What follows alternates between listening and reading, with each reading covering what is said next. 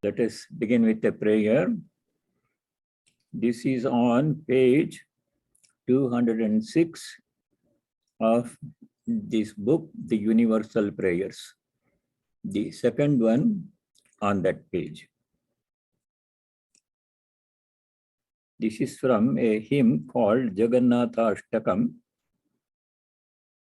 composed by Chaitanya Mahaprabhu. The second one on page 206. Om Haratvam Samsaram Dhrutataramassaram Surapate Haratvam Papanam Vitamita Param Yadavapate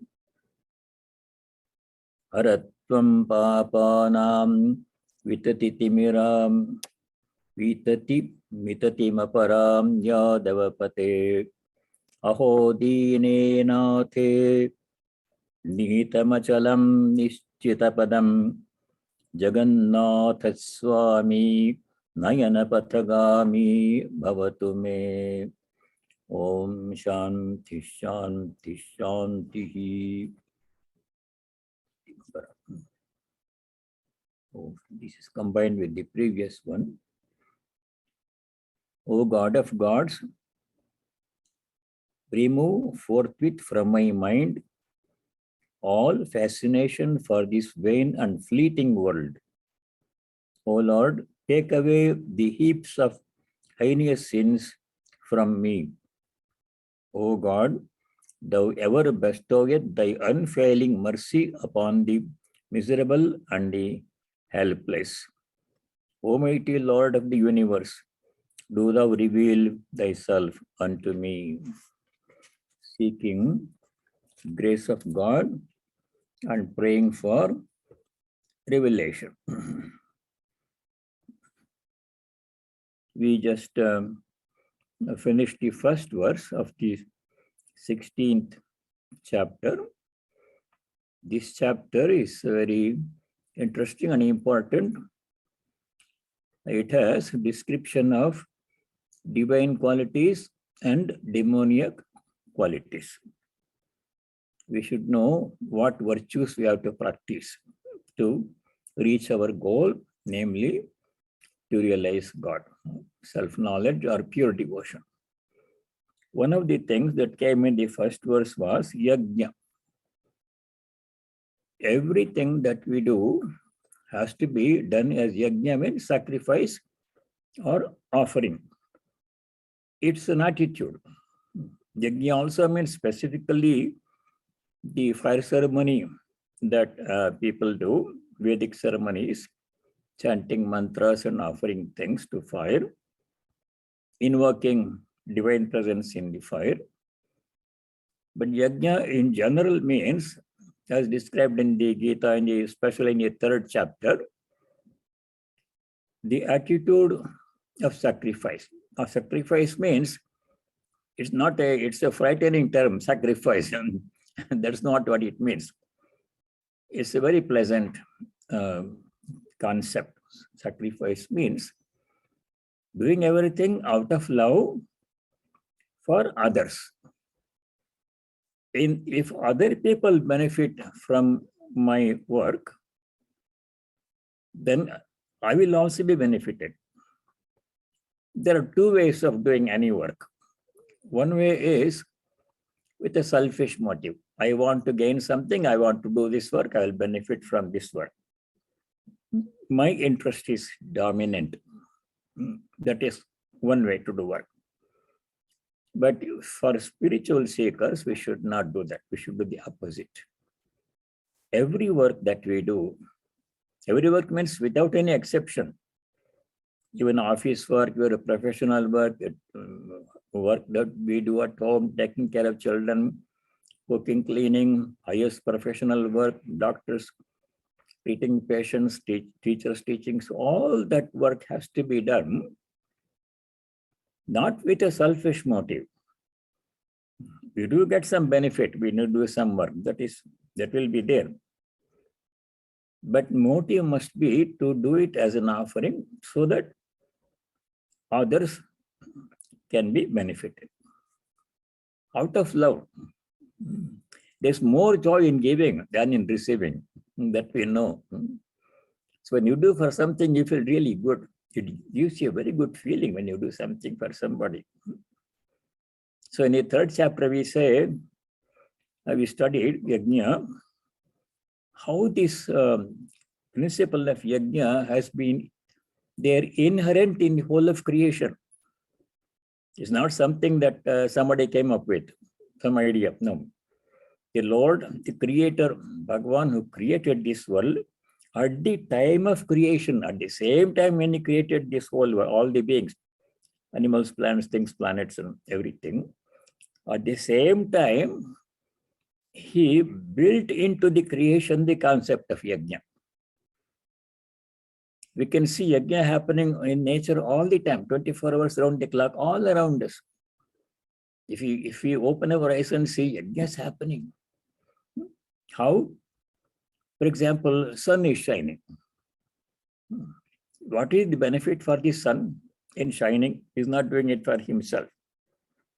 Because of his energy, heat, light, energy coming from sun, millions and billions, trillions of beings are living here on this planet. Whole planet runs. Rain happens because of sunshine. Without rain, crops cannot grow. Crops grow because of sunshine. And crops provide food for all the beings, animals, plants, people. And then all the animals are sacrificing. Sacrificing means whatever they do is benefiting us. Every animal is contributing something to the whole ecosystem. We don't generally notice it. Take trees, for example. They're standing there, apparently doing nothing, but they are performing most crucial function necessary for human life, providing oxygen. There's yajna, they're giving it. Without seeking anything in return. Inherently, it is built into their nature. So yajna is built into nature. Sea, ocean gives up its water, and because of sunlight, water evaporates, becomes cloud and pours back as rain to nourish the crops, so crops can grow. This yajna is happening all around us. And we have to participate in it. The Lord gave that instruction. When he created, he gave instruction to the people, especially.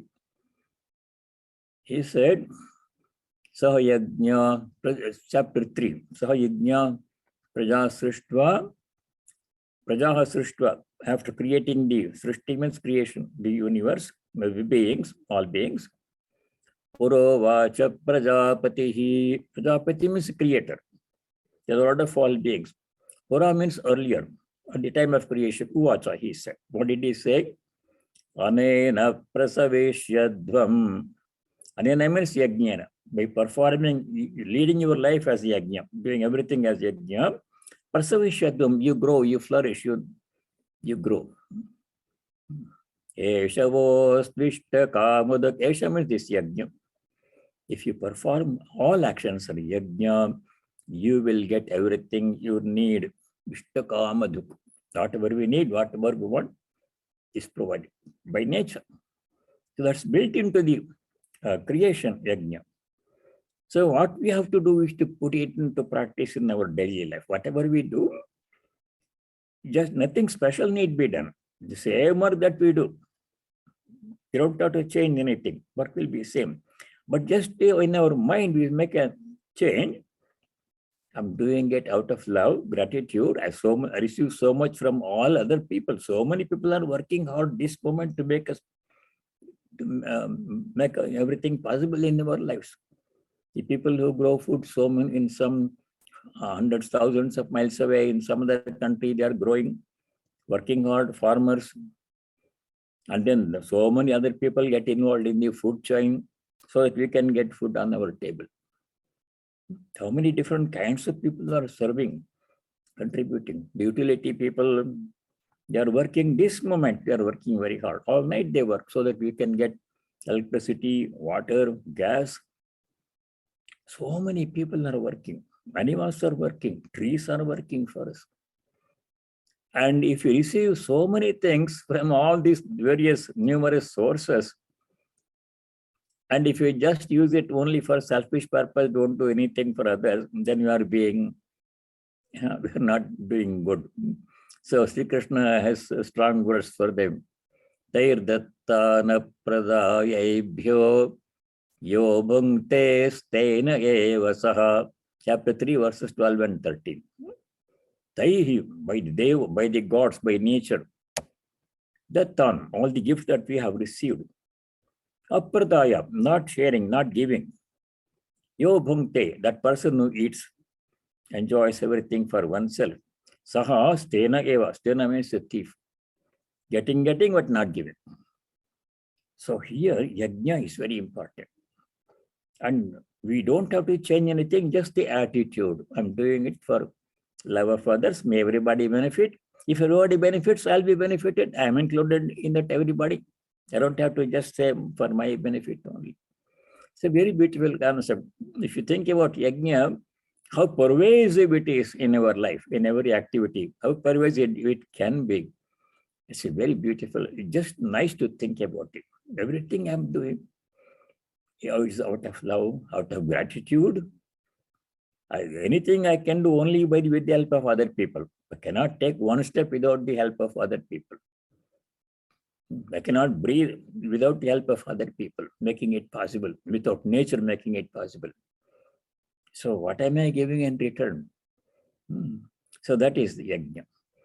Now, one thing I want to add, in addition to what we studied last time, in the context of the yajna, is pancha yajna, the concept of pancha yajna. 5 yajnas we all have to do every day, human beings. Pancha yajna or pancha rana. Rana means debt. The moment we are born as human beings in this world, we already owe our deep debt of gratitude to 5 entities. Pancha means 5. First of all, the gift of human birth is the most precious gift. And we have received that one. So we should be grateful to God for giving us this human birth. Turlabam, Trayamai Veta, the shloka you know from Viveka Chodamani, Manushyatvam. First gift, most precious gift is human being, human life, human birth. There also, Manushyatva means not only human birth as a human body. Manushyatva means human qualities. Human quality means aspiration to rest with divine, that only human beings have. Our fullest potential is divinity. We are inherently divine. To realize that, experience it, that aspiration is inbuilt into our hearts when we are born. Some will realize it, recognize it and work for it. Some will just ignore it. But it is there. In every heart it is there. To rise to the highest level. Even ignorant people are trying to do that one, but in indirect and unhelpful ways. When a robber or a thief steals somebody's car, what's he doing? He's trying to become full. Something is missing in his life. If I get this car, I'll be happy. In very unintelligent way, he's doing that, doing the same thing that a person who meditates in the shrine. They are doing the same thing, but in different ways. A person who devotee meditates, worships God and meditates and does puja and other things, is exactly doing the same thing as a robber does when he robs, when a thief does when he steals. But their methods are different. Now, the thief, after ignorance, does it in a very unhelpful way, gets him into more trouble. What is he doing to do when he tries to steal something? He's trying to become full. Our inherent nature is fullness, paripurna, ananta. We are that this moment. We want to experience it.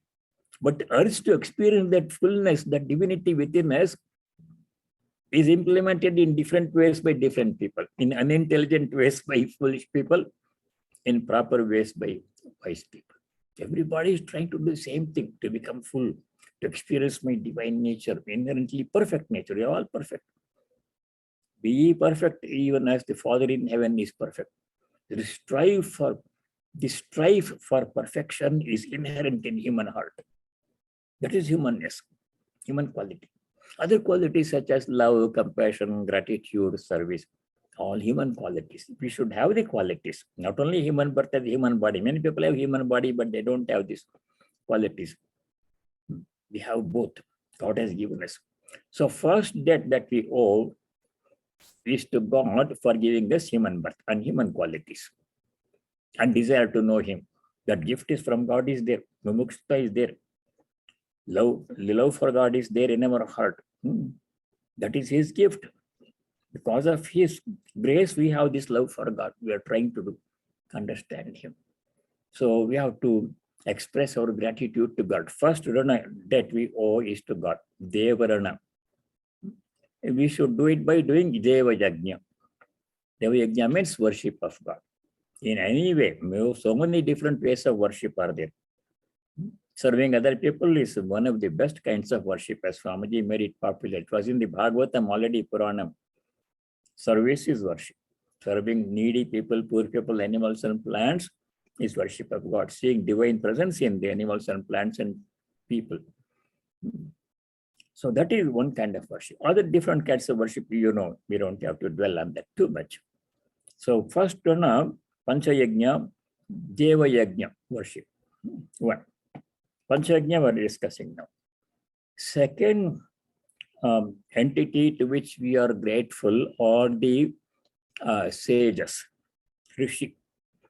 Numerous sages in our, especially in our Sanatana Dharma Hindu tradition, so many sages from the earliest ages, they have done intense meditation, tapas, realized God, and have shared their experiences and insight in the scriptures. Scriptures are full of insight, experience gained by numerous sages when they realized God. Like the teachings of Sri Ramakrishna, most recent in our contemporary recent event. He realized God and he told us how to do it, what he felt, what is the importance of it. His teachings, very precious. So we should be indebted to all the numerous sages and saints, incarnations and teachers who have given this wealth of spiritual knowledge.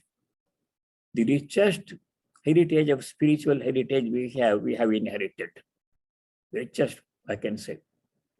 So we should be grateful to the teachers, rishis. That is Rishi Rana. How do we fulfill that one? Indebtedness to God by worshipping God in many ways. Indebtedness to rishis, Rishi Rana, we fulfill by doing Rishi Yajna, which is Swadhyaya. Studying their teachings, putting them into practice. Not only studying, more important, putting their teachings into practice in our daily life and ourselves reaching the goal. That way we pay our indebtedness to the teachers. How else can we pay our indebtedness to the teachers, especially those who are not here now? Not only repaying for the gift they have given us, gift of knowledge, self-knowledge, devotion they have given us, by trying to understand their teachings, and at least some of those things that we can put into practice, we practicing it, we are fulfilling the second Rana. Devarana, Rishi Rana. Java Yajna, Rishi Yajna. 2. 3 more are remaining. Pancha, you are discussing Yajna in the first verse of chapter 16. The third one is Pitru Rana. Next comes the role of our parents in our life. Everything what I am today is made possible by my parents, and their parents are their parents. When we are born as infant, what the infant can do? Nothing. Totally dependent, helpless. Mother has to care. Only mothers know how much sacrifice it involves to bring up one child. Very difficult, so much. We can never repay our indebtedness to mother completely. We can never, no matter how much we do for the mother. So that we have to love the parents, serve them when they are there in any way, every way possible. Take care of them, do things for them, and follow their instruction. They made us what we are today, parents. Can never repay. So, Pitrarana, Devarana, Devayajna, Rishirana, Ritriyajna, Pitrarana, Pitriyajna. 3. Fourth one is all the human beings that are helping us. Thousands and thousands and thousands. This moment they are working hard to make everything possible in our life. We don't know who they are. And what are we doing in return? I cannot recognize everybody who helps me. I don't know who made this cloth I'm wearing. I don't know all the people who built this building with nice facilities where we are doing the nice class. All those people we don't know, we can't recognize and individually go and tag them. It's not possible. All the people who make the roads, road workers, utility workers, who make it possible for us to travel from place to place. We don't know who they are. They're working hard. Because of their labor, we are able to do all these things. So how do we repay our indebtedness to so many people? By serving those who are in need in our vicinity. I can't go to every hungry person in the world and supply food to him. Practically not possible. But whoever is nearby, if I can do something for that person, then at least in a small way, I'm repaying my indebtedness to humankind. Narayana. We have to do everything as offering service to society. We owe a great debt of gratitude to society, to other people, to everybody, known and unknown, in different parts of the world, who have made it possible for me to do everything. Nothing I can do by myself without the contribution of numerous other people working in different fields. Farmers grow, people who do manufacture various things that I use every day. How many things I do every day? Medicines, doctors, everybody, teachers are helping us. So that is one, serving other people. Swamiji placed great emphasis on this one. A very nice, beautiful hymn that Swamiji wrote. Some time ago, Swami Atmagyanji gave a series of talks on Swamiji's poems. This one particular poem that I like very much, Swamiji's poem, it's called The Living God. He says, what God are you worshipping? Swamiji asks us. People go to temples, especially on weekends when they are free and do Ashtotara, all those puja and everything, prasadam, nice. But that is one kind of work that has to be done. I'm not putting it down. It's very important to do that one. You have to go to temples and pray and do worship. But very important is worshipping the living, vibrant presence of God in the person next to you. Neglecting the divine presence, living form, vibrant form that is real near me. And if I go to some monastery or some other Himalayan shrine, great worship there, that is also good, but this is more important. Swamiji places great emphasis on serving the needy people, poor people. They are our gods. Daridra Narayana Bhava, he said. And the Taittiriya Upanishad, among many instructions, 4 are given. Matra Deva Bhava, may your mother be your God. Which other God? Our mother is the God. Divine Mother came as my earthly mother. Swamiji said this one in his inspired talks. Swamiji said, our biological mother who gave us birth is the Divine Mother herself in human form. So unless we show her respect and love her and serve her, what other God are we worshipping? God is right there next to me, my mother. Poor people and suffering people. Daridra Narayana Bhava. Matradeva Bhava, Pitradeva Bhava, Acharya Deva Bhava, Achiti Deva Bhava. And then he added the 5th one. Taittiriya Upanishad, these things come. Daridra Narayana, Daridra Deva Bhava. The poor people, needy people, the sick people. If we don't serve them, saying God in them, what kind of puja are we doing? the living poem, the living God, the poem. So that is the fourth Rana. Deva Yajna, Rishi Yajna, Pitri Yajna, Nara Yajna. Fifth indebtedness to all of nature, animals and plants, Bhuta Yajna. Without the coexistence of animals and plants, human beings cannot live on this planet. They cannot. How much they contribute silently, they don't claim anything. The tree does not say, I'm giving you oxygen, what are you doing for him? Doesn't ask. Silently, round the clock, throughout the year. 24/7, 365, they're giving us oxygen. All the other animals. I read somewhere, the lowly earthworm that comes when it rains, ugly, it is contributing to our well-being. How? By fertilizing the soil. How many of us recognize that its contribution? Thank you, earthworm. We don't say that one. Humble creature contributing to human life, fertilizing the soil so we can grow rich food, nutritious food. Whole nature is serving us. So what are we doing in return?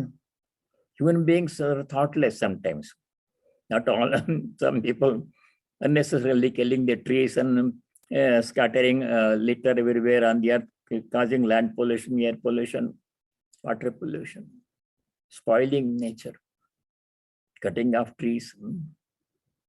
So we should not do that. Treating all animals and plants, all of nature, earth, air, water, these are all God in that form. The Vedic rishis recognize all of this as God. Nature worship. How else does God come into our life? In the form of air that we breathe, in the form of water that we drink, that sustains life. And all these are He serving us 24 hours 7. We should recognize and do everything possible to protect nature. Serve. Pray to Mother Earth every morning, but I have to place my feet on you, Mother. Pardon me. Being gentle towards nature, animals and plants, especially animals and plants. Cruelty to animals is very bad. So these are all 5 yajnas. Deva yajna, Rishi yajna, Pitri yajna, Nara yajna, Bhuta yajna. Bhuta means all the beings. So these 5 yajnas have to be done by all human beings, because all human beings benefit from nature. Not only me, everybody benefits from all of these 5 sources. So we have to serve everything, do everything as yajna. Everything I do must be as yajna. So that is the concept of yajna. I wanted to add that one, pancha yajna, to this study we had last time, yajna. Now we go to the second shloka in the chapter 16. In the first shloka, there were 9 instructions. Ahimsa, Satyam, Abhayam, Sattasam Shuddhihi, Jnana Yoga Vivastitihi, Dhanam, Damascha, Yajnisha, Swajaya, Tapa Arjava. 9 things were there. Now in the second shloka, there are 11 things. So many things. We cannot do all of this at the same time. Take a few, practice them every day. Others will come by themselves. So second shloka. Ahimsa satyamakrodha tyagashantirapayshunam daya bhuteshvalo luptvam mardavam hrira chapalam. Beautiful verse. 11 instructions are given here. 9 in the first one. First one is ahimsa. In the Patanjali Yoga Sutras, which some of you are studying with Atma Jnananjali Monday nights, these, the first 5 instructions out of 8 steps, Ashtanga Yoga, 2 steps are important for everybody, regardless of what path you are following. Raja Yoga, Bhakti, Karma Yoga, Bhakti Yoga, whatever Jnana Yoga are doing, the Yama Niyama are constant or common. Everybody has to go through this 10 steps. Even those who are not actively engaged in spiritual life must do these 10 things. What are the first two? Ahimsa, Satyam, Asteya, Brahmacharya, Aparigraha. These are yamas. Shaucha, Santosha, Tapas, Swadhyaya, Ishvara Pranidhana. These are yamas. Especially the first five ones, yama, Ahimsa, Satya, Asteya, Brahmacharya, Aparigraha. These are very, very important for all human beings, not only for spiritual seekers. Patanjali, who composed these Yoga Sutras, he has emphasized the first five. He calls them Mahavrata, Sarvabhauma Mahavrata ete. These five are, Sarvabhauma means all over everywhere, in every place. Bhumi. Every place these five are valid. Mahavrata, great vows. And these five are to be practiced unconditionally, regardless of place, time, environment, and other circumstances. Whoever we are, everyone subject should follow these five things. Jati, Kala, Desha. Wherever we are, these five rules are to be followed in America, in India, in Africa, and everywhere. It has to be followed at all times. And they have to be followed by all people. Sarvabhauma Mahavrataha. Of the five, two are given here. Ahimsa, Satya. First two in chapter 16, second verse. Ahimsa, Satyam. So coming to Ahimsa, Ahimsa here means, Shankaracharya says, Ahimsa, Ahimsanam Praninam Pida Varjanam. Not causing any pain to any being, prani, not only people, animals and plants. By thought, word, and deed. Physically, we may not create violence to anybody, but in speech, we can cause violence by saying harsh words or by thinking harsh thoughts, harsh words, harsh actions, cruel actions. We can cause knowingly, unknowingly. And this can be done in three ways. Patanjali says, Himsa means violence. Generally, most people don't do violence, at least intentionally. Some people do, we are not. They are wicked people. They're always there in every place in the world.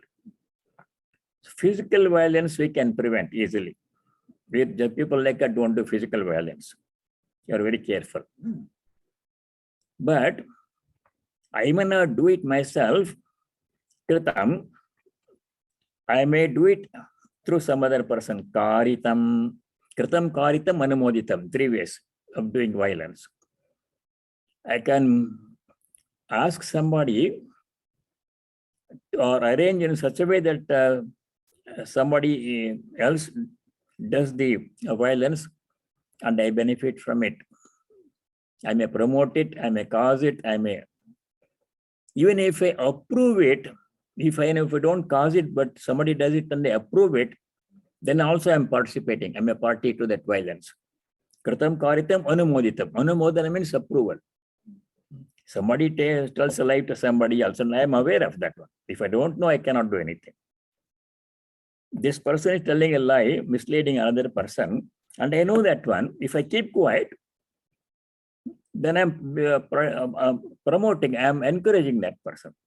That's anumodanam. That is also should not be done. Patanjali says, in three ways we can do wrong things. Himsa, truthfulness also. You can convey a false impression, not directly. I didn't tell anything, I didn't tell a lie, but I made somebody do it. I benefited from that, and I approved somebody doing that one. No. Patanjali says, no. Anumodanam is also wrong. Promotion, encouragement. So ahimsa, satyam. Ahimsa is not causing any least pain or damage or even embarrassment or insult to somebody by telling a joke. It is himsa. For me, it is a joke. People laugh. at the cost of somebody, and that person is he felt hurt, embarrassed. That is himsa. Should not do. So that is Sarvabhauma Mahavrata, universal, relevant at all times in all places, never goes out of fashion. There are two kinds of dharma, Yuga Dharma, Shashvata Dharma. We discussed it earlier. This is Shashvata Dharma. At all times, in every place, and at every time, this is valid. Ahimsa Satya. Other rules regarding dress and eating and social behavior, they vary from time to time, from place to place. You greet some people in one way in India, you greet some people in America in a different way. Those are changeable things from place to place, from time to time, they vary. But these are invariable. What were you asking? Yeah. I read about 7 different types of lies. They're not really outright lies. That's one thing, Swamiji. And the other one is himsa. And I think Sharda said that even treat the inanimate objects with dignity. So that would be not treating, for example, throwing something or chair, so not treating with dignity. Let us discuss later, because they are recording it. We'll keep the questions later at the end. So ahimsa, non-violence, very careful. Unknowingly, we can cause himsa to small creature. Jain people are very careful about that one. They put a cloth in front of their nose and mouth, and when they walk, they are very careful not to tread on small thing. Ants and other creatures are walking. We step on them, we don't know, not intentionally. Careful. So ahimsa. Second one is satyam, truthfulness. This is the one most important thing. Everybody has to follow. Sri Ramakrishna mentioned truthfulness several times in the gospel in his teaching. Truthfulness alone is the tapas for Kali Yuga, he said 7 or 8 times in the gospel. This one thing everybody has to follow, no matter what spiritual practice we are doing. Even if you are not doing spiritual practice, even in Sri Ramakrishna say, even those who are engaged in business, they have to follow truthfulness. Most important principle. Satyam. Satyam is highly extolled as the most important virtue in human life in the Upanishads, in the Vedas, Upanishads, and all others, all the Puranas and Bhagavad Gita, every place. In the Upanishads it says, Satyameva jagate na anritam. Truth alone triumphs, not untruth. Untruth may bring some temporary advantage for the time being, but that is very harmful in the long run. If I tell something false, I may feel some benefit will come immediately, but long run I will pay for it with interest and penalty.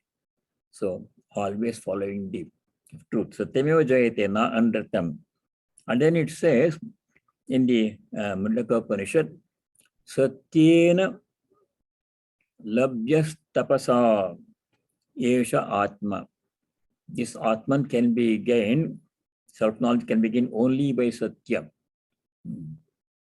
And then it says, Satyena pantha vitato devayana. This path towards God is supported by Satya. Truth is the path towards God. That's why Sri Ramakrishna said, by following truthfulness, you can reach God. Very important. If there is one discipline that everybody has to follow at all times, under all conditions, it is truthfulness. Ahimsa Satya, truthfulness. So that is highly extolled in all the scriptures. And there is no need to, you cannot overemphasize it. No matter how much you talk, is very important. So we'll leave it there. Ahimsa Satyam. Third one is easy to understand. Akrodha. Krodha means anger. Why anger comes is explained in the Gita, 2nd chapter. Remember 2 important shlokas in the 2nd chapter? Jayato Vishyan Pumsa. How anger comes in the first place. Yes, Krodha comes several times in the Gita. In 16th chapter also it comes again in second time in the Gita, same chapter. Krodha comes when our desires are obstructed. How desire comes? By attachment. How attachment comes? By thinking. Dhyayata, this slokas number 62 to 63 in second chapter. Very important slokas. It contains the whole psychology of desire and consequences in 4 lines. There, Bhagavan Shri Krishna says, how does desire arise in the human mind? In the first place, because desire is, when not fulfilled, results in krodha, bitterness, anger, and then from krodha, all other things will follow. We get into a downward spiral from which it's difficult to come back. Momentum is so great. So the Hayuto Vishayan, Vishaya means any sense object. It need not be present here. I may just think about it, visualize it, imagine it. That's enough. One innocuous thought is enough in my thought, in my mind, to cause attachment to that one. Dhyayato Vishayan Pumsa Teshu Sangha Upadayate. Teshu means Vishayeshu. Those sense objects, I become attached to it. Attachment means a mental connection is made. The object is not there. It may be in some other country, it may not be there at all, but I become attached to it by thinking about it. And that leads one step to another, a person's life is totally ruined. I'll give an example later. Let me finish the sequence first. So by thinking about a sense object, why does the thought comes? Thought can come from 2 sources. When I see an object, I think about it. If I see somebody wearing a very nice dress or driving a very nice car, then a desire comes. Oh, nice to have that car. That's enough. Or if this thing is not there, one source of thought is outside object. Outside object is not there. I'm simply sitting in my room, nothing is there. I can still think about an object, create it in my mind. So from previous samskaras, the thought will come. So either way, when thought comes, dhyana comes. Dhyana means thought comes. Teshu vishayeshu sangha upajayate. Attachment comes. Mental connection is made. Some desire is there. Attraction comes. Attraction. Sangat sanjayate kamaha. Kama comes when the desire, attachment is articulated in the mind. I want to have it. That is kama. When kama comes, we are already in a no-win situation. You fulfill it, get into problem. Don't fulfill it, get into problem. So what does kama lead to? If you fulfill kama, do you think it will go away? No, it will come back stronger. You remember the story of Yayati. Kama cannot be quenched by fulfilling kama. Desire. By fulfilling it, you can't go away. So that is one. A stage will come when kama cannot be fulfilled, either because object is not available or my ability to enjoy will be lost. With the time or age, all the things are available that I want to enjoy, but I won't be able to enjoy because of my sense organs lose their acuity to enjoy. This is what Nachiketa said to Yama. Sarvendriyanam jarayanti tejaha. A time will come when I cannot fulfill the desire, though the object is available. Car is there, I cannot drive. Food is there, I cannot eat. All the expensive clothes are there in the closet, I cannot wear. I'm wearing hospital gown. what will happen? So, kamat sanjayate krodha. The bitterness, anger will come. Once krodha comes, we are stuck in the downward spiral. We lose sanity. Really, it is true. When krodha comes in the fit of anger, we lose the ability to think properly. We end up doing wrong things and saying wrong things, which we may later regret when the wave of anger goes away. Krodhat bhavati sammoha. Ability to think straight will be lost. Delusion will come. Sammoha. Sammoha smriti vibramaha. Smriti we forget. We forget. When anger comes, I forget where I am, what is the proper things to do or say. I will won't be able to remember. Smriti Brahma, what is the right thing? Who am I? Where am I? Forgetting presence of God, everything is forgotten. Whatever is studied in Gita, everything will be forgotten and become angry. I may know all the things, scriptures, but when the anger comes, nothing, only anger occupies the mind, deprives the ability to think properly. Smriti Brahmshad Buddhinashaha.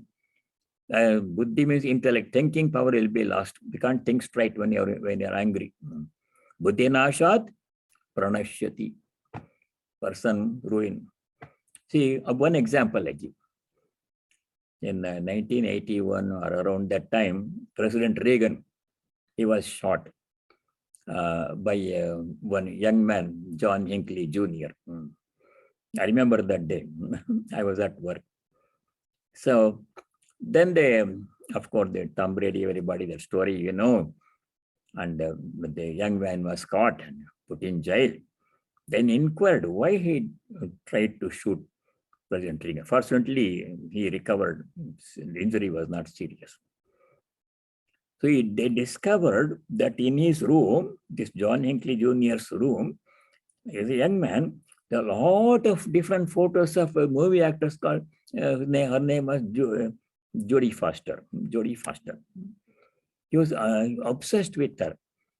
She is a fellow there and she is in Hollywood or somewhere in the movie business. But he is only thinking about her all the time. There is no physical contact or anything for him. In the mind, thinking always, reading everything about her, looking at her picture in the magazines and everything, and putting all the posters in his room. Jodie Foster, obsessed with her. Constantly thinking about her, looking at her picture, wanting to have her company. This led him one thing to another, lost his ability to think, and went and shot the president, got into jail. Life was ruined. See, thought how it becomes. So, Krodha is the enemy of human beings. Kama, Krodha, Lobha, etc. that we know. Satyam Akrodha.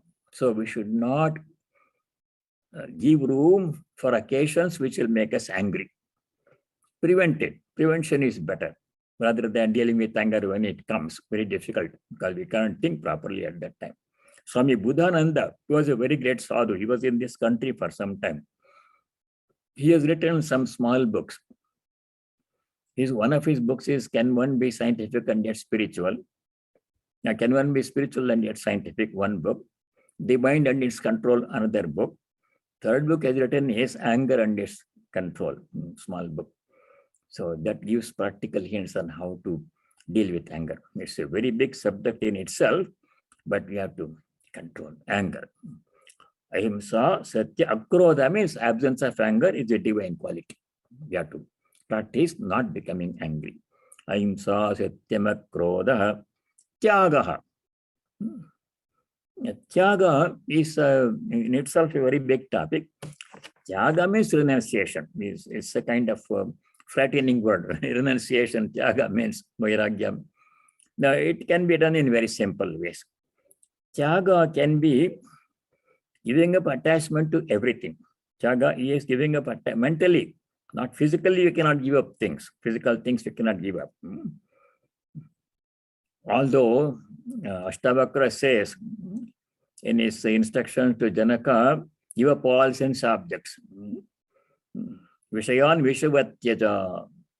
All Vishayan, give them up as if it is poison. Physically, we cannot do that one. We have to drink water, we have to eat food, we have to wear clothes, and we have to have place. It's all sense objects. The body itself is a sense object. But inward detachment. Sri Ramakrishna places emphasis on inward detachment. We can have all these things, whatever we need. Basic necessities we have to have, all the sense objects. But we should not become attached to them, not treat them as sources of enjoyment or pleasure, but as necessities. Food is to be taken to maintain the body, but not as a source of enjoyment. Because I like sweets, if I keep on eating sweets to enjoy the taste of sweet, then I'll get into health problem will come. So it's not a source of pleasure, it's a necessity. We use sense objects. People are also sense objects. We need people. How can you live without people in our lives? So you can shun them, shun sense objects physically. Tyaga means inward detachment. There are two or three kinds of ways in which we can do tyaga. One is Vishaya Tyaga, sense objects, inward detachment. Necessities we have to keep. Unnecessary things we should not keep. Aparigraha we should do. Vishaya Tyaga, that is easy to do. Second thing is, in the 18th chapter, second shloka, Sri Krishna describes Tyaga in this way. He says, Sarva karma phala tyagam tyagam prahur vichakshana. Giving up attachment to the fruits of all actions. Karma phala tyaga, not karma tyaga. You cannot give up karma. We have to do karma. Breathing is also a karma. Karma is inevitable. But attachment to karma has to be given up. Attachment to karma and karma phala, more important. Karma phala tyaga comes in the 12th chapter also we studied that one. Sarva karma phala tyaga, giving up attachment to the fruits of our actions. We do actions, we can't give up actions, but giving up attachment means doing the best we can and remaining unaffected by the outcome. You should work for success always. Keep success as the aim, as the goal. Do the best way we have to work. Most efficiently, you have to work. But if success comes or not, you have to remain calm. This is mentioned in this very important shloka in the second chapter. Shloka number 48. I like all of us to remember that shloka, 248. There Bhagavan Shri Krishna says, Karma phala tyaga. There yogastha kuru karmani sangam tyaktva dhananjaya siddhya siddhyo samo bhutva samatvam yoga uchyate. Siddhi means success. Sometimes you succeed, sometimes you fail. Asiddhi means failure. In spite of best effort, failure comes sometimes because other factors affect the outcome. Success, failure. Siddhya siddhyo sama bhutva, remaining unperturbed in failure and success. Sangam tyaktva, giving up attachment to karma, karma phala. That is yoga. Essence of yoga is samatvam yoga vachate. Equanimity is yoga. Equanimity in success, failure, in praise and blame, in loss or gain, in good and bad, in suffering and enjoyment. Equanimity. That's the yoga means equanimity. Samatvam yoga vachate, 248. So that is one way. Tyaga, giving up attachment to karma, karma phala. One. Second, first one is Vishaya Tyaga, karma phala tyaga. Two. Third thing that we have to do, tyaga, third kind of tyaga we have to do is giving up attachment to everything. That is not the Atman. Anything other than the Atman is in upadhi, even the body, mind also. Our ideas, our views, our opinions, everything is upadhi. No attachment. We have to have them, but inwardly remain detached. How to practice that one? Sri Ramakrishna gives a very nice example. How to practice inward detachment while having the things. Can't physically give up things, people, everything. He says, imagine a maid servant, domestic help, working in a rich person's house as a domestic help. She does the cooking and cleaning, takes care of the master children, washes their clothes, prepares their lunch, takes them to school. All these things that lady does in the master's, she lives in the master's house. We refers to them as my Rama, my Hari, my kitchen, my garden. But she knows none of them belongs to her. Any day the master can say, we don't need you anymore, go back. She has to go back to her own village, a small cottage in the village. But she can refer to it as my Rama, my Hari, my garden, my kitchen. That's okay to say in conversation. How else does she refer to it? But inwardly she knows. She knows very well, none of this belongs to me. But she works as if they belong to her. The same care she will give to the master children, with same care that she cooks for the master's family, does all the household chores nicely, lives there, refers to them as mine, but not mine. She knows very well, she knows not mine. None of this is mine. That way we have to practice inward detachment. We can have everything we need inwardly, not mine. Inwardly. Conversation you can say mind. I often give the example. I refer to the room upstairs as my room. Swamiji has given me a very nice room. Very grateful. Very nice room. Just allowed me to stay. I refer to it as my room. I tell Kumar sometimes my Gita book is on my table in my room. My table, my room. It's not mine. Am I joking? I don't own the building. I don't own the room. I don't own even the Gita book. Somebody gave it to me. Everything I have. My body, I say, not my body. Somebody gave it to me. It will go one day. I can't control the body, how it is. Nothing is mine. Nirmamo bhutva. Detachment. Tyaga means nirmamatva, not mine. Mama means mine. If you think about this question, we say so many things, this is mine, this is mine, this is mine. Which is mine, truly? Nothing. Nothing is mine. The only thing that I can call mine truly is my karma. Good thing, good karma, bad karma I do, that is mine, that will bring the result, and now to will live with that one. Everything is, nothing is. Nirmamo bhutva. This nirmamatva, not mine, that is tyaga, essence of tyaga. Where does it come? Many places in the Gita, nirmama. Notably, one place I want you to keep in mind, chapter 3, verse 30. There, Bhagavan Sri Krishna gives all our work has to be done in an unselfish way, not mine. 5 instructions he gives in chapter 3, verse 30. There, Bhagavan Sri Krishna says, Mai sarvani karmani sanyasya adhyatma chetasa nirashi bhutva nirmamo bhutva yudhyasva vigatadvara.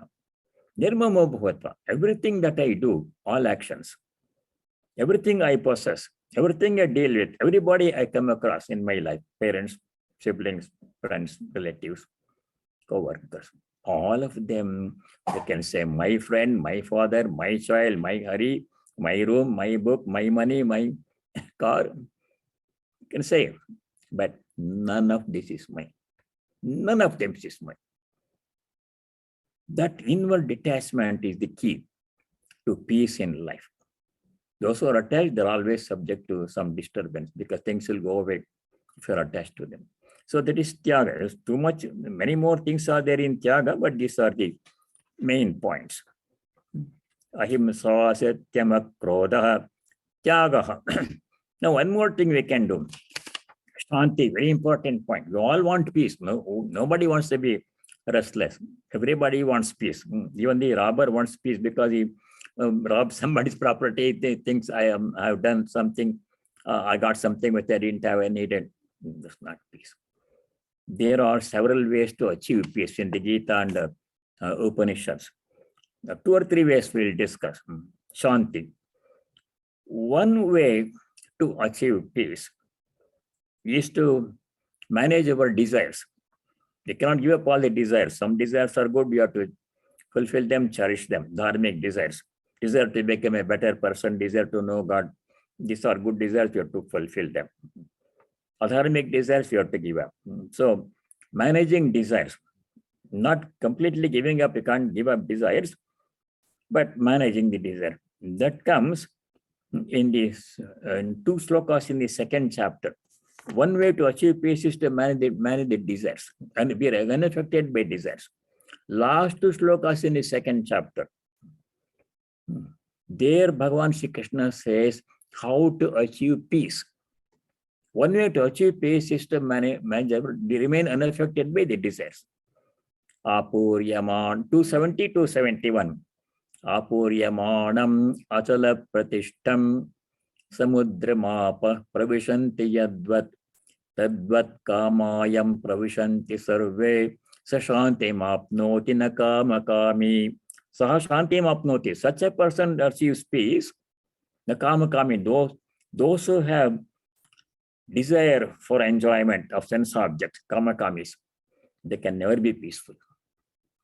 Because sense objects cannot give us lasting happiness, as we have studied earlier in other chapters. The person who has any kind of desire for enjoyment, kamakami, that person cannot have peace. Only that person who remains unaffected by desires. How? Gives a nice example. Apuryamanam achala pratishtam samudram. Apa pravishanti. Apa means rivers. From all the rivers coming and pouring their water into the ocean. Ocean absorbs all of them and remains unaffected. In the same way, a spiritual seeker must remain unaffected no matter how many desires come in different directions and enter the mind. From every direction, desires come. You see something, I want to have it. Like that. No matter how many desires come and enter the mind, if a person can remain unaffected by them, achala pratishta, unmoved by the desires, such a person sashantim apnoti, achieves peace. So one way, on the next sloka also, Esha Brahme Sthiti Partha Nainam Prapi Vimuhyati Sthitvasyam Antakalepi Sashantim Adigachati. Even at the last moment of our lives, if we achieve this total peace, then our life mission will be fulfilled. All our life, you have to strive to achieve this goal of remaining unaffected by desires. Kama is the cause of restlessness. So that is one way, shanti, controlling desires. Second way to achieve lasting, everlasting peace that nothing else can give in the world. Eternal, infinite, indescribable peace can come only by one way, by knowing God. No matter how much else we accomplish in this world, how much money we earn and how famous we become, if we become, how long we live, how well we live, those will give a little bit temporary peace, not real peace. Real peace comes by knowing God only. That is mentioned in the Gita, in the 4th chapter. Many places, the 4th chapter, the one shloka. Shloka number 39. How to achieve peace? By knowing God. No other thing can give us peace that knowledge of God can give. So there Bhagavan Shri Krishna says, Shraddhavan labate jnanam tatparasam yatendriyaha jnanam ladva param shantim achirena digachati. Jnanam means here knowledge of God, knowledge of self. Atma jnana, self-knowledge or knowledge of God. Devotion. By achieving self-knowledge or by pure devotion, either way, sashantim apnoti. Achirena gachati. Quickly, a person achieves lasting, everlasting peace, unconditional peace, eternal peace. The peace that things give in the world, when everything is okay, we are peaceful for some time. There's something goes out of whack and our peace is disturbed. That's not true peace. A temporary peace. This true peace comes by knowing God. Pure devotion brings everlasting, unconditional, permanent, infinite peace it will give. So one thing is by managing desires. Second thing is by self-knowledge or pure devotion. By knowing God, we can achieve peace. That is mentioned again in the 5th chapter, Shloka 29. You don't have to remember all these things, but remember the ideas. Dear Bhagavan Shri Krishna says, Sugradam Bhoktaram Yajñatapasam Sarvaloka Maheshwaram Sugradam Sarvabhutanam Shantim Jnatva Mam Shanti Prichati. Mam Jnatva, knowing me, the Lord is saying, by knowing God, who is God? Sarva tapasam, yajna tapasam, bhoktaram. He is the recipient of all yajna that we do. Everything that we do is offered to him. Recipient of everything that we do. Sarvaloka Maheshwaram, the Lord of the whole universe, all the worlds. Sarvabhutanam suhradam, the friend of all beings, God. Mam jnatva, by knowing me, shanti mrichati. A person achieves total, unconditional, eternal, infinite peace. There are other ways, but these are the principal ways. So this will stop here, Shantim. Next one is very simple, Apaishana. We'll do it next time. Apaishana means saying bad things in their absence. That waiting. We'll do all of that next time. Daya Bhote Shalolaptam Madhumti Chapalam. We'll stop here. Now say the closing prayer, then we'll have questions. Time for questions. Om Sarve Bhavantu Sukhinah, Sarve Santu Niramayah, Sarve Bhadrani Pashyantu, Ma Kaschid Dukkha Bhag Bhavet. Om Shanti Shanti Shanti. Om, may all be happy, may all be free from ill health and other problems. May all realize and practice what is noble, auspicious and dharmic. May no one be subject to misery. Om peace. May there be peace and joy in our hearts. Adhyatmika Shanti. May there be peace and harmony amongst all beings. Adi Bhautika Shanti. And may there be peace everywhere in nature. Adi Daivika Shanti. Hari Om Tat Sat. Sarvam Sri Ramakrishna Arpanamastu. Manjunath sent a message. Thanks to Swamiji and to everyone. Namaskaram. All the best. Namaskara, Manjunath. Now, if you have questions, Pranam Swamiji. Pranam Maharaj. Thank you.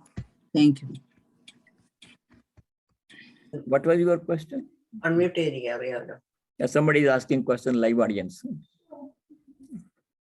That Hinsa is also not acceptable for inanimate objects. Yep. Bhasha, Yeah. Animals, dignity, plants, animals, inanimate objects. Gentle. Closing the door, putting the book, keeping some place in the kitchen everywhere, nicely, gently, proper place with good feeling. Like we have to have feeling for objects. They're inanimate, we think, but there's consciousness in them. They cannot express. With good feeling. What a nice person God has given this gift. So much knowledge it has. Nicely. This. I shouldn't say bad things. Something disturbed me once very much. Used to go to do Ramnam, Shivanam in different homes, families, when invited with Swami Bhashyananda. And several of us used to go. One person used to take the shankha, conch to blow. Of Shivanam, after every stanza, used to blow the conch. Very nice. So you're doing it nicely. So one place where we went, and Shivanam was complete, we had dinner, everything, we were leaving. On the way, I noticed that he has kept the shankha in his shoes. Shoes In his shoes, we all kept our shoes near the entrance, and in his shoes, I kept the shankha which he used. He didn't know, he didn't do it intentionally, he just did not know the importance. We think shankha is such a sacred thing. Vishnu, shankha is holding the Vishnu, so sacred for us, but he didn't know. It comes from a different culture. I'm not blaming him. So inanimate objects, we should deal with them nicely, gently, with love and respect, just as we deal with other people. So, yeah, mother story of the broom, Maharaj, right? Story of the broom in Holy Mother's house. We all have read about that one. A lady was sweeping the floor. Those days, the floor was floor covering was cow dung. No cement or carpet or anything, no vacuum cleaner. So after sweeping the floor, she carelessly put the broom away someplace. And mother noticed and said, "She called and don't do that one. After using the broom, keep it in its proper place nicely where it belongs." For two reasons. One reason is sheer convenience expediency. Next time when you want to use the broom, you know where to find it, predictable. If you keep it somewhere, next time you have to, where is the broom? Where is the very place you have to look for it? And aggravation, where is the broom? I kept it here, it's not there. In the same place you keep. Second reason is, she said the broom is as much a member of this household as you and I are. Consciousness is there. So we have to see consciousness pulsating in the broom. Then we can see God everywhere. So, in a different culture, the books in my college. yeah. Yeah. Yeah, they keep their feet on that one. She has a question. Sir. See, the Gita gives all those things. So our parents taught all those things. We didn't study. I didn't study Gita when my parents said, don't keep your foot on the book or anything. She would. That was enough for her. We learned from our parents. That's our upbringing. But in here culture, that they don't see shoe as a Yeah. bad thing. They take shoe as just another ordinary. Yes, it's another object. Yeah, So they don't really. yeah, they keep their feet on the book. Yeah. But this, we can't correct everybody. It's not our duty. We don't have any mandate to teach anybody anything. Right. We don't. Just correct ourselves. And that's the best we can do. No need to correct anybody, teach anybody. Or, so, She has a question. yeah, Mataji. Sometimes I feel like Hinsa and Dharma. You can't hear. Hinsa and Dharma, Hmm. they are against each other. Like a soldier, he has to protect his motherland, Hmm. and he has to inflict Hinsa Yeah. on the other person. Yeah, himself. Because it is his dharma to Yeah, protect yeah. the Kshatriya motherland. Dharma. So what should we look forward to? Like Dharma or Hinsa and Ahimsa? In the Gita, that question is answered. Gita was taught in a battlefield. Unlike Upanishads, which were taught in the Gurukulam, in peaceful for hermitages under a tree, Gita was taught in the right in the middle of the battlefield. That means you have to do your dharma. Kshatriya dharma is different from other dharma. I am not a Kshatriya. I'm not supposed to fight. I'm not a police officer. A police officer has to use force to subdue a person who is committing some robbery or something. He has to use force. It's dharma. If they didn't use force timely manner in Texas, that's why 19 children and 2 teachers dead. The newspaper says, I don't know what happened. They didn't enter the building for quite some time and the shooting was going on. So police officer is required to use force. This is dharma to subdue a shooter or somebody. So that is dharma, has to do that one. That's what Arjuna was Ahimsa told by eternal value. Krishna. How do we understand that Ahimsa is an eternal value, Sanatan? It is not Yuga Dharma, or it is like Sanatan Dharma? Sanatana Dharma is eternal values, such as Ahimsa, Satya, Staya, all those things. Sanatana Dharma. But individual dharma varies from person to person. A dharma of a sannyasi is different from a dharma of a householder. So we have to follow what is our dharma. It may be different. So a householder has to make money. Swamiji said in the Karma Yoga book, a householder who does not make money is being immoral. He is failing in his duty if he doesn't make money. But if a sannyasi wants to accumulate money, he is doing the opposite thing, the wrong thing. Same thing, one person dharma, other person prohibited action.